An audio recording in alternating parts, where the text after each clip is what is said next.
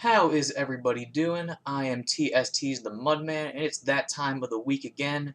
The weekend ranked tournament for Gods Unchained is right around the corner, and we have to figure out what deck to play this week. So, we've got a GU decks open. We are looking at the popularity for each god at Mythic rank over the last 7 days. We've got Nature at the top with 28%, War second with 24%. And just a quick note, this may or may not be important. When I was researching this yesterday, Nature and War were pretty much neck and neck at about 25%. But as of today, it's 28% Nature, so maybe that means some players are practicing their Nature decks in preparation for the weekend.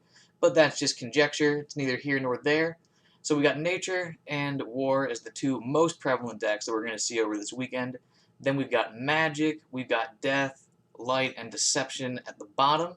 And now let's just switch over to win rate. So we've got War, which was the second most popular god, 24% of the meta. That has the highest win rate overall at Mythic over the last 7 days. And then we've got Death, which makes sense because board wipe Death has been really, really great, and Zombie Death is also super strong. Magic's been in a good spot. Light is very surprising to me because Light seems really good right now. The Light deck that we're going to discuss later in the video has an outstanding win rate. So the fact that Light overall is at 49% seems a bit strange, but whatever. There's a lot of different Light decks floating around. Not all of them can be great. Let's see. Nature is quite popular, but has a relatively low win rate. That could be because people are experimenting with some of the newly buffed cards like the Ominous Burrower during the week, who knows. But Nature is definitely a strong god, and it's going to be very prevalent during the weekend. Deception, I imagine its win rate is low because it's also including Hidden Rush Deception, which is a real crapshoot at the moment. If Hidden Rush Deception runs into Magic or Nature, they really don't have a chance. But if they play against like Light or War, they're quite strong. Sleep Deception, however, is really great right now. Excellent in the meta. As far as control decks are concerned, it's really just board wipe Death and Sleep Deception. Like Structure Rampy Magic is also quite good, but it's more mid-rangey than like straight control. But I will discuss that more as we get into those decks, and we might as well start that right now. So without further ado, let's jump into our first god, which will be Death. You know what? I take back what I just said. We'll talk about Death in a second. First, let's discuss some tech cards you might want to throw into your decks. We've got the Iron-Tooth Goblin on the screen right now for some relic hate. Relics are really prevalent right now. War runs relics. Nature runs relics. Death runs relics. Light runs relics. Magic sometimes runs relics. There are a lot of relics floating around, and destroying them is really important. Necroceptor for Death is a must-destroy relic. Control Death sometimes runs Kopesh, so they can play Pakri's monster infinitely. That's really important to destroy. War always runs relics, but now that War has slowed down a bit, Carnage Sweep is very prevalent, and you need to be able to destroy your opponent's relic before they Carnage Sweep, or else it's GG's. Light has all of their great one-mana tempo relics. They also have things like Golden Harp or Lysander Spear. So destroying those relics is really, really important. Getting a Palace's Wand or an Artisan Scepter for Magic, very important. Jagstaff for Nature. There's a lot of really great relics running around, and Iron-Tooth Goblin is a great way to deal with them. However, Iron-Tooth Goblin is Genesis and therefore costs money.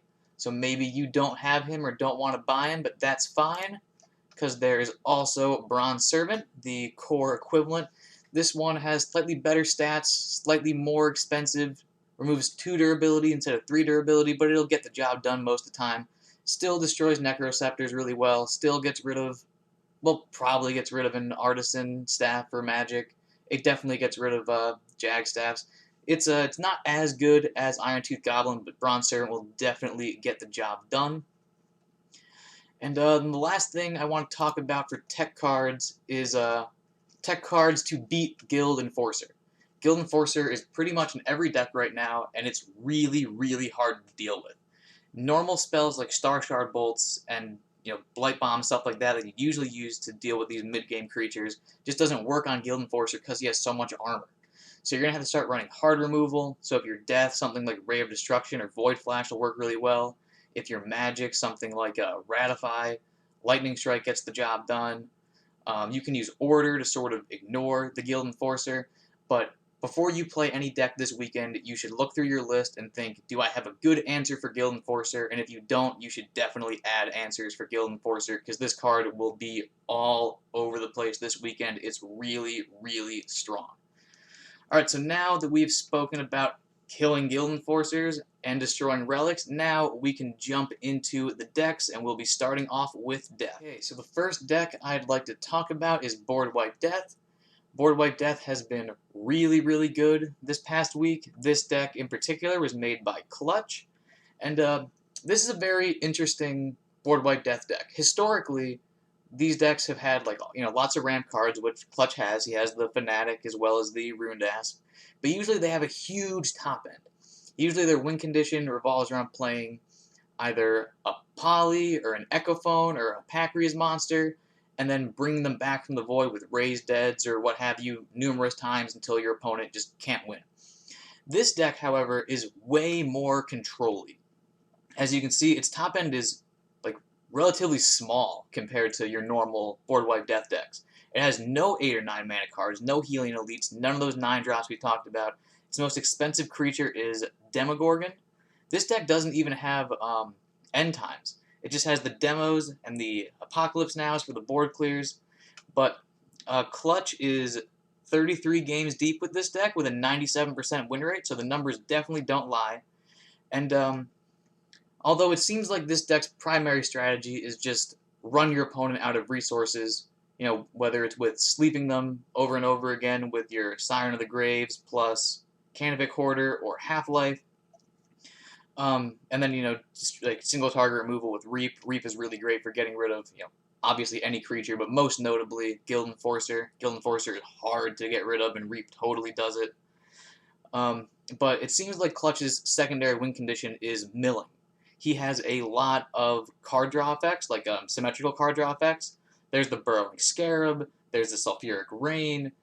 Ruined Asp, I imagine, gets used for ramp like 99.9% of the time, but it could technically do some card draw shenanigans. Cannabis Hoarder doesn't have to just sleep, it could also draw a lot of cards. He's also got the Wind-Up Roller in the neutral slot, so it seems like Clutch's plan is not only will he get to his win conditions, which are Demo, Apocalypse Now, and then Jason to a lesser extent, he's going to guarantee he runs his opponent out of resources by giving them all of their resources at one time, hopefully too much at one time, making them overdraw a bunch.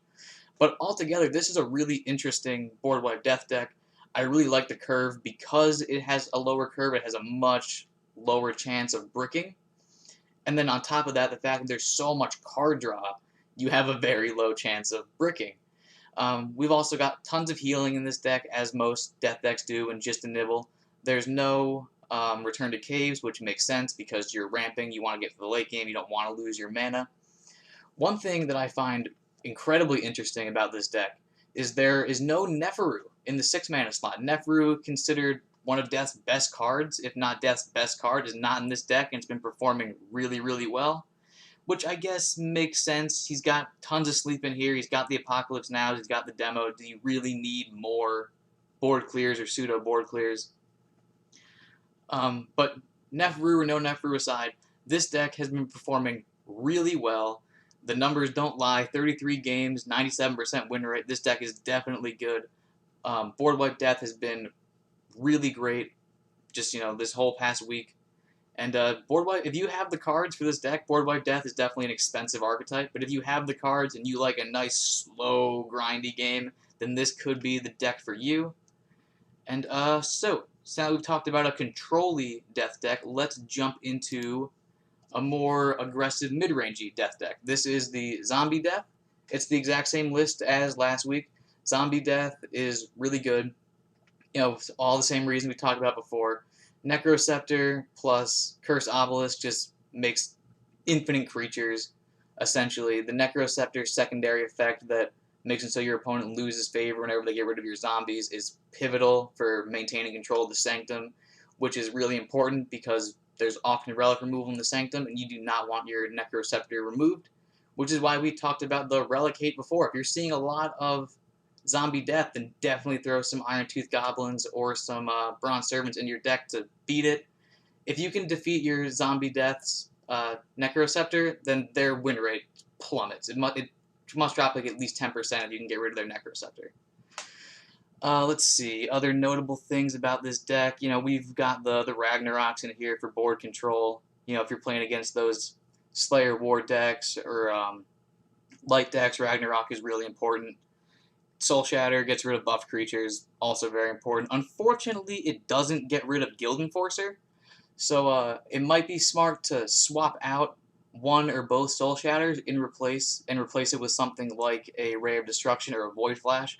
Void Flash is surprisingly good in a deck like this because you're producing a whole bunch of little 1/1 zombies that are definitely disposable.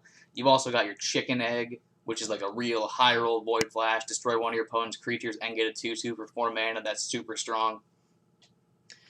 Let's see, anything else of note? Of course, there's the Wombo combo of get lots of creatures and then Neferu's Will, your Guild Enforcer, which is pretty much unbeatable. That's always fun. And unlike the Control Death deck we just talked about, this does have Neferu, so if you lose the board, you can always just fall back on good old Neferu and play her over and over again until you win. So all in all, pretty simple. And if you want a little more explanation on how this deck works, feel free to watch last week's weekend preparation video. We talk about this exact same deck list. Like I said, you might want to tech in things specifically for Guild Enforcer. You might want to throw in some relic removal if you're running into the mirror match a lot. But all in all, deck is super fun. I highly recommend it. Alright, now let's move on to Light. This is a Zoolight list made by JRock96. This deck is really good. This guy is 42 games in with a 90.5% win rate. That is some weekend ranked winning stats right there. And Light is not seeing a ton of play right now as a god, but Zoolight is really, really good right now. Zoolight has built-in answers to sleep with Radiant Dawn, as well as all their ward creatures, and all the best control archetypes are sleep-oriented. So Radiant Dawn is crazy, ward creatures are crazy. Like we discussed last week, the very aggressive Flourish nature and the very aggressive Slayer War decks are mostly gone, and the best way to beat Zoolight is to outdo them in the early game. So if those two archetypes are no longer as prevalent, then Zoolight becomes really, really strong. And this is definitely just a great deck. We've got lots of order stuff. We've got the Writ of Law. This is good for, obviously giving order +8 to any creature is powerful. It pretty much just turns them off. But it's really hard to deal with cards like Guild Enforcer. And Writ of Law can just make it so you can ignore the Guild Enforcer. The same thing is true with the Watchful Hound, which is really convenient. Order is very good right now. This deck also has the Manosian Infiltrator. Hopefully I pronounced that right. This is essentially the anti-Pyramid Warden card. You can see it in the card art. He's sneaking up right behind the Pyramid Warden. I really like the inclusion of this card in the deck. Worst case scenario, it's a 2-mana 2/3, which is fine. Best case scenario, it completely neuters a Pyramid Warden or a Marshwalker or something to that effect, and anyone who's played Gods Unchained for more than a few days knows that having a card that just beats Pyramid Warden is really, really good. But let's keep looking through the deck. So we've got lots of ward creatures, right, with Devoted Follower, Bright Mage. The Pacifist doesn't have ward, but it's another card that sticks around. The point of the ward is that it sticks around so that you can Radiant Dawn it, or Canonize it, or Asterius it, what have you. So you've got lots of those good, hard-to-kill creatures, and then lots of health buff cards. You've got the 2 Holy Enchanters to give everything +2 health, the Trial Spirits, which I imagine are replacing Shield Bearers now that was nerfed to increase the health, make it even harder to remove, and then eventually buffing everything with Asterius, or just healing everything back to full with Cern and drawing a bunch of cards to either get you your Asterius or your Canonize. You have tons of buff cards in here, and just like we said last week, buffing Guild Enforcer is crazy. Guild Enforcer is already way too good. If you can make his stats go up, he gets way, way, way too good. And Light is very good at doing that. Obviously, you got your Light's Levies. This deck has no relic removal, and historically, Light has been very weak against blitzy control war, which is pretty common in the meta right now. And like we were saying when we were talking about the tech cards, it's really important for a deck like Zoolight to destroy an opposing player's relic before they Carnage Sweep. So that might be something you want to think about when you're setting up your light deck. Maybe you want to take out a Skeleton Heavy. Maybe you want to take out a Trial Spirit, and throw in an Iron Tooth Goblin or a Bronze Servant. If you're afraid of those relics, you don't need to add any anti-sleep stuff. You got plenty of it naturally. And yeah, like Zoolight is just really strong. It starts strong, and if you can't beat them in the early game, then they snowball out of control. And if you've played Light before, the playstyle of Zoolight is always very similar. You'll fall right into the playstyle quickly. Zoolight is really, really strong right now. If you want to do well this weekend, but you don't want to take a ton of time, like, Board Wipe Death's going to take you the whole weekend.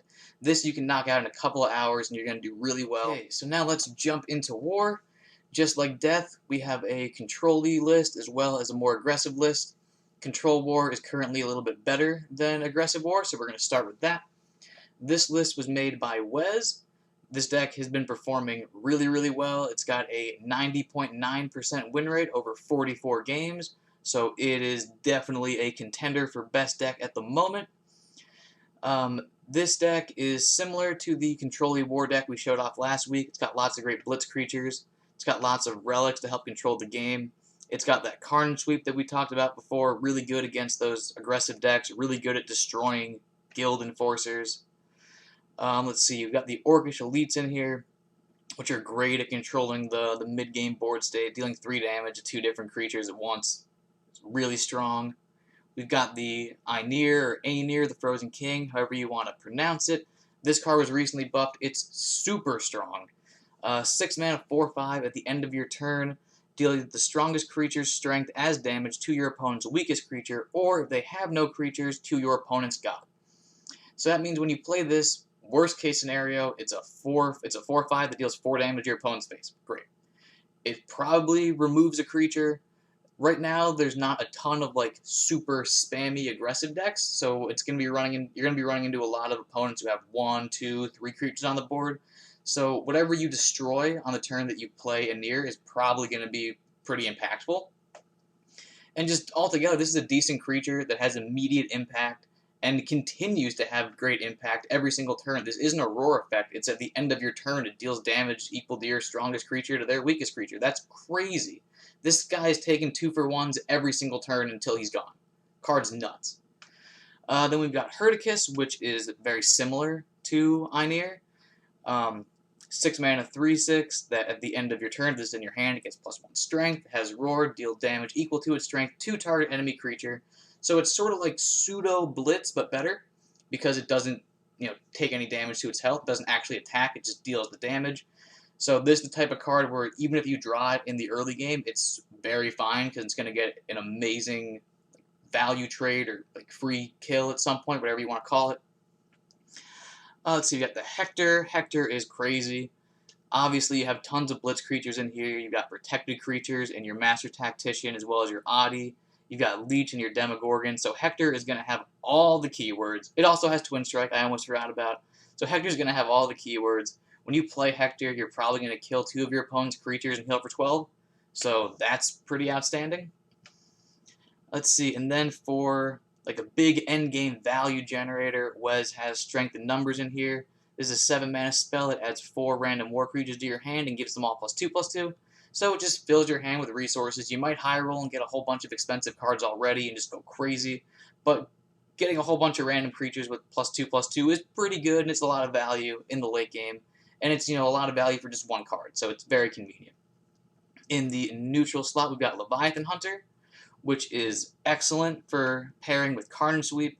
So on turn 5 with a Pip and no relic equipped, you can still max power Carnage Sweep your opponent's board.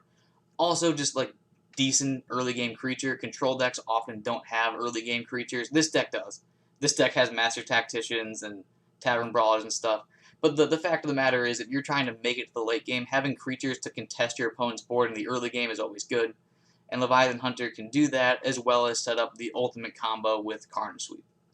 Got the Axewomen's in there. That's self-explanatory. Those are great. They kill cards. Pyramid Warden, also self-explanatory. Great card.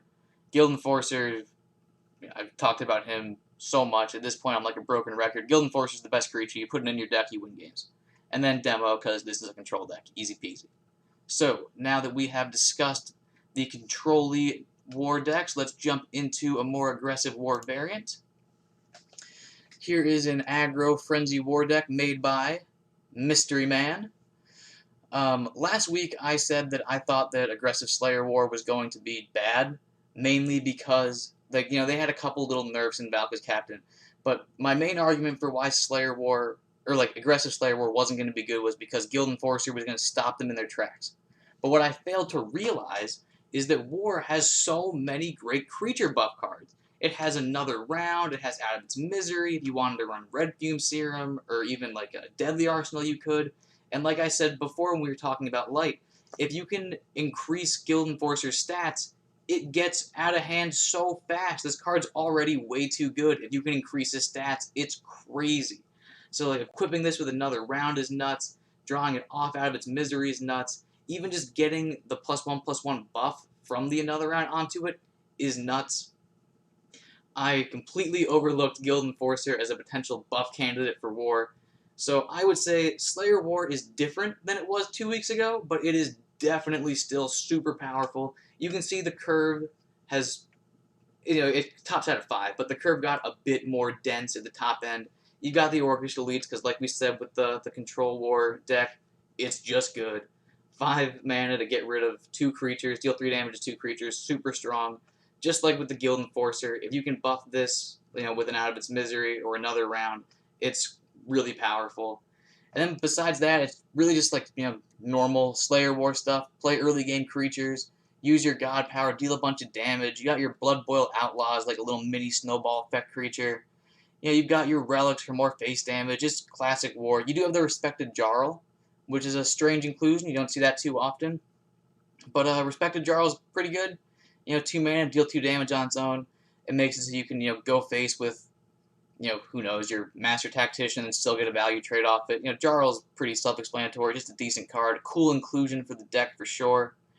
And Slayer War, easy deck to play, pretty good win rate. If you want to finish your weekend quick, Slayer War is definitely the choice for you. Alright, so Magic is the next domain that we're going to talk about, and keeping with the theme, we've got this more control-y deck, and I'm also going to show off a more aggressive Magic deck after this.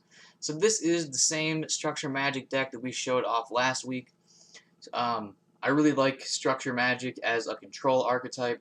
You've got lots of great removal spells in your Star Shard Bolts, your Tracking Bolts, your Defend the Ramparts, and because you're a structure deck, you have a lot of frontline inherently, which just sort of stops any aggressive or creature-based mid-range deck just like right in their tracks.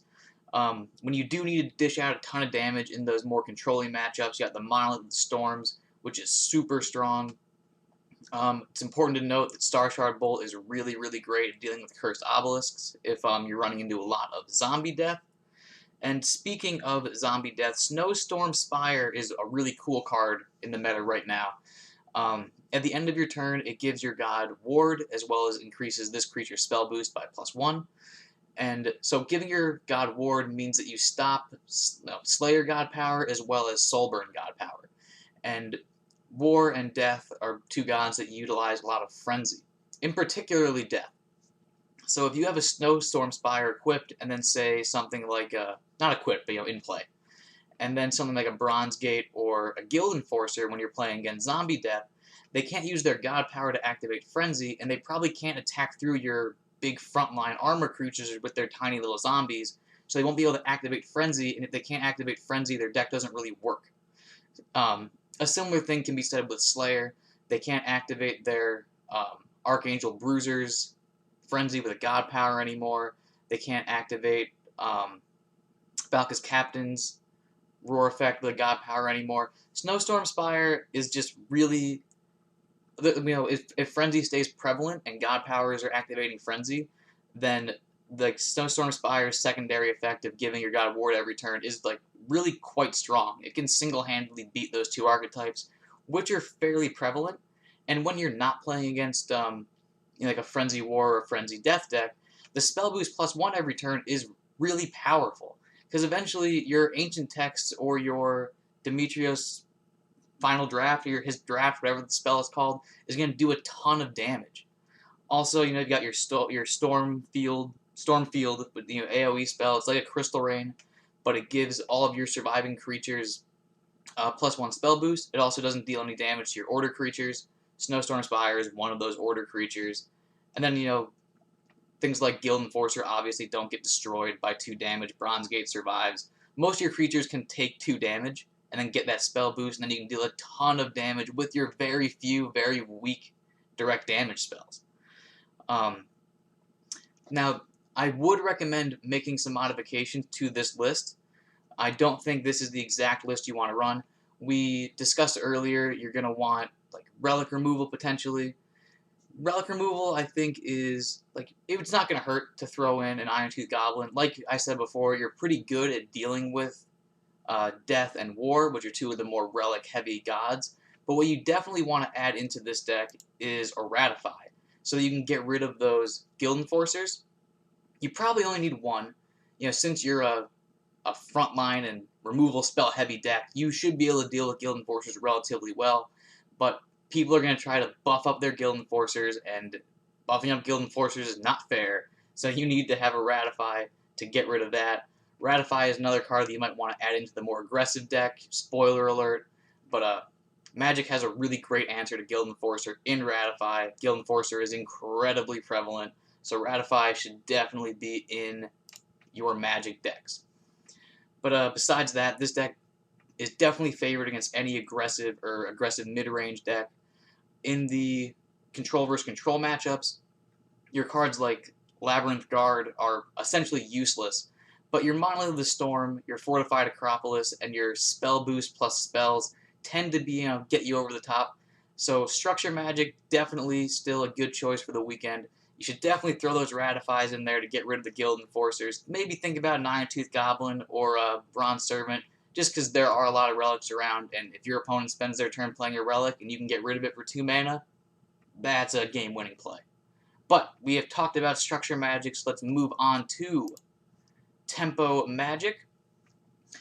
Tempo Magic, I like this deck a lot in this current meta, mainly because most of the control archetypes are sleep-oriented. You've got a lot of Warden here, as well as a lot of direct damage spells with things like Worm Breath, as well as Ancient Text.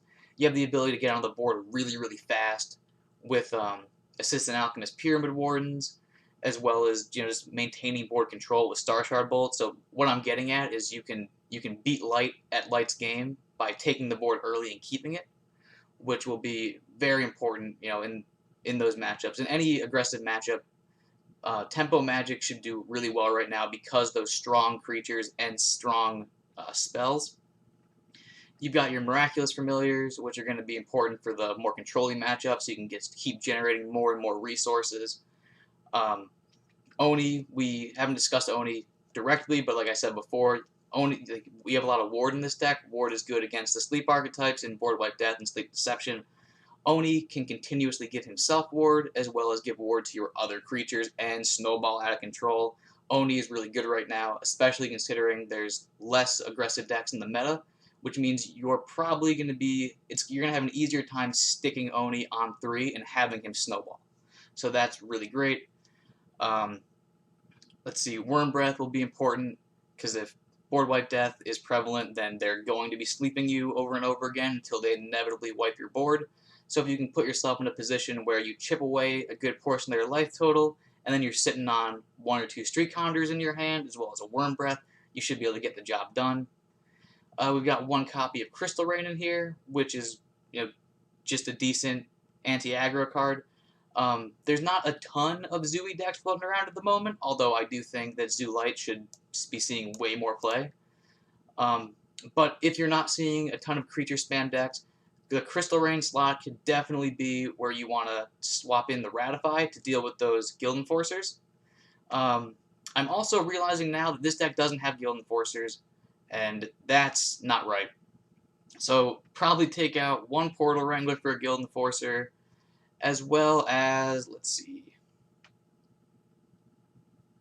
I don't know, maybe a Crystal Rain. Make room for 2 Guild Enforcers. Use your best judgment. This deck doesn't have Guild Enforcers. That was a mistake. This list was pre-Guild Enforcer days.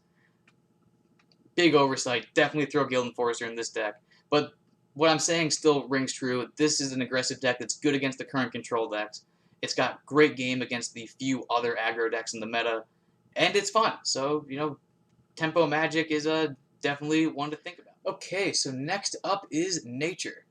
So like we said in the beginning of the video, Nature is the most popular god in Mythic over the past week. So the deck must be, or the god must be good. This list in particular was made by Yuger, father to the king of toxicity himself, Fake Muse. He taught him everything he knows. And I really like this mid-range Nature deck. I scoured GU decks for many, many minutes trying to find my favorite Nature deck, and I really, really like this one. So, you got, a lot of great 2-mana cards. You got your Finian Fruit Bearer, who is super strong, ton of stats for 2 mana. Pyramid Warden, same thing, ton of stats for 2 mana. Black Jaguar, just a great card. Fey Flame Blade, great against magic, great against death, great for activating your Finian Fruit Bearer's Frenzy. Got the Underbrush Boar in there. He's an auto-include for Nature. The Crystal Stag, which you may or may not know, was actually stealth buffed recently. Last week, if you played Crystal Stag and then played a creature on the same turn as playing the Crystal Stag, its effect would not go off, but now it does. So now Crystal Stag works the same way as Miraculous Familiar, so you can play it on turn 3 and then pip into a Vanguard Axewoman or something, and you get the effect of the random Nature card, which is a big, big buff for Crystal Stag. Also, just Blessed is very good in the early game. This is an early game creature. Crystal Stag definitely got better. But this is right here, the Lightning Strike as well as the Frenzied Ritual. These are 2 of the cards that I think are really cool in this deck right now. So, like I've said a million times this video and a million times last video, Guild Enforcer. It's crazy. It's really strong. You need to destroy it when your opponent plays it, and your opponent will play it. Yuger has packed so much removal to deal with this this Guild Enforcer. You can see he has no Canopy Barrages. That's crazy. I don't know if I've ever seen a Nature deck with no Canopy Barrage. But instead, 2 Lightning Strikes, 2 Frenzied Rituals. Both these cards single-handedly beat Guild Enforcer, and very few cards can destroy a Guild Enforcer for less mana than Guild Enforcer costs. So if your opponent plays Guild Enforcer on curve, you can destroy it with Lightning Strike and then also play Black Jaguar, which is a pretty crazy notion to destroy your opponent's Guild Enforcer and develop your board state. But Nature has the tools to do that, and Yuger has packed all those tools into this deck, which is why I like this deck so much. Moving down the curve, got Avatar of Nature. Avatar of Nature is one of Nature's best cards. 5 mana, 5/5, arguably a 5 mana, 6/6 that gets +1/+1 each turn if you want to quantify his walking plants that way. If you're playing against Slayer, the healing is great. If you're playing against a control deck, the big stats every turn is great. Avatar of Nature, he's a no-brainer, super great card. If you're a Nature deck that's going to go past 5 mana, you want Avatar of Nature in there. Got the Brazen Mooses. Brazen Moose is just good. Once again, this creature has 6 attack. So what does that mean? 6 attack beats Guild Enforcer. This deck beats Guild Enforcer so well, it's crazy. You got Jagstaff in there. Super strong tempo card with lots of value generation. Destroy one of your opponent's things. Get a Jaguar. Do it again the next turn. Jagstaff is super strong, and another reason you might want to throw in those Iron Tooth Goblins and Bronze Servants into your deck. Because if your opponent spends 5 mana and an entire turn equipping a Jagstaff, and then you can get rid of it for 2 mana, you're probably going to win that game. Next up, we've got Giant Pangolin. Giant Pangolin is a really great card in general. Immediate impact with the Blitz effect. The 2 armor makes him really hard to remove. And like I just said with the Brazen Moose, he has 6 attack, which means he can solo a Guild Enforcer, and that's pretty important. Then we've got the Hunt. The Hunt's pretty easy to wrap your head around. Good against aggro decks. If your opponent has one singular big creature, it's essentially a Lightning Strike for twice the price. It's just a good card. And now let's move on to Yuger's late game. He's got double Ashen and double demo. This is pretty much nature 2019, 2020. Ashen Drake, super strong card. It can, it can deal 4 damage to your opponent to win the game. It's another board clear. It's a big body. Demo, also obvious. If you're losing, Demo can bail you out of it. He's got 2, so he has access to the strongest combo in all of Gods Unchained, which is Demo into Demo. And it just, all in all, this mid-range nature deck looks really cool. I love how it's so catered to defeat Guild Enforcer. I think it's crazy that there's no Canopy Barrage, and I like that about the deck. This deck looks awesome. I might be playing this deck over the weekend. And the last deck I'd like to talk about is Sleep Deception. This is the exact same Sleep Deception list I showed off last week. Sleep Deception was good last week, it was good the week before, and it's still good now. Control Deception has lots of great anti-aggro tools as well as stall tools. And then it has amazing value generators as well. You got your double Cutthroat to take your control opponent's win condition. That's always great. You've got your Toast a Piece as well as Jason, so you can just play Jason as many as 3 times for a ton of damage. Not damage, sorry, for a ton of value. Orpheo's Guile can be a big value generator. Just quick disclaimer, just like I said last week, this deck list has 1 Ashen Drake and 1 Orpheo's Guile. If you'd rather have 2 Orpheo's Guiles or 2 Ashen Drakes, that's perfectly fair. I only have 1 and 1 in this deck list, so that maybe you want to go 1 and 1, but it's mainly just to show that you can run either 7-mana card. They do pretty much the same thing. They're both pretty much board clears. Ashen Drake is a weaker board clear, but he also has a 6/5 body, which is very threatening. Orpheo's Guile has no body, but it generates a bunch of resources, so if you feel like you're somehow running out of steam as Sleep Deception, maybe throw in a second Orpheo's Guile. If you're having trouble getting over the finish line, maybe plop in that second Ashen Drake. But when it's all said and done, this deck is just, it's so good at stalling and removing creatures. We've done this every week for the past couple of weeks, but let's just do it again. This card stalls, this card destroys, this card stalls and destroys, this card stalls and destroys, this card destroys, this card pseudo-destroys, this card destroys slowly and draws cards, this stalls, this stalls. Cutthroat doesn't do any of those things. This is the value generator. This is the whole board clear, this stalls. This is the whole board clear. Pyramid Warden has frontline, and therefore stalls. Jason, the other value generator. Guild Enforcer, obvious. Super frontline, mega stalls. Ashen Drake is a board clear, demo, stalls, kills a creature, and heals you. The deck just does what it wants to do very consistently. It has so many redundancies as far as card effects are concerned, and control decks love redundancies so they don't brick. So if you're a fan of the sleep archetypes, Sleep Deception is... I prefer Sleep Deception over Sleep Death, mainly because of the Cutthroat Insight.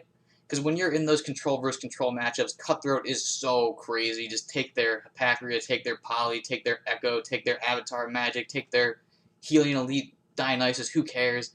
If you're in a control versus control matchup, Cutthroat Insight is the meanest thing you can do to your opponent.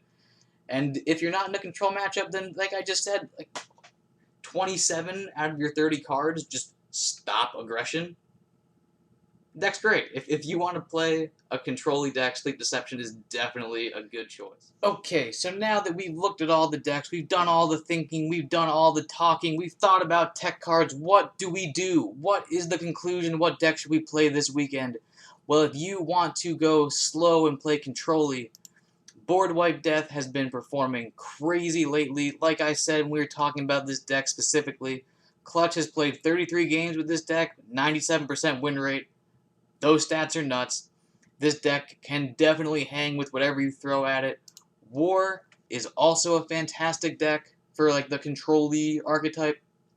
Similar to the Death deck, Wes's Control War deck is 44 games deep with a 90.9% win rate. Not 99%, 90.9. But still nuts. Over 90% win rate, almost 50 games. Very strong, good against the entire field.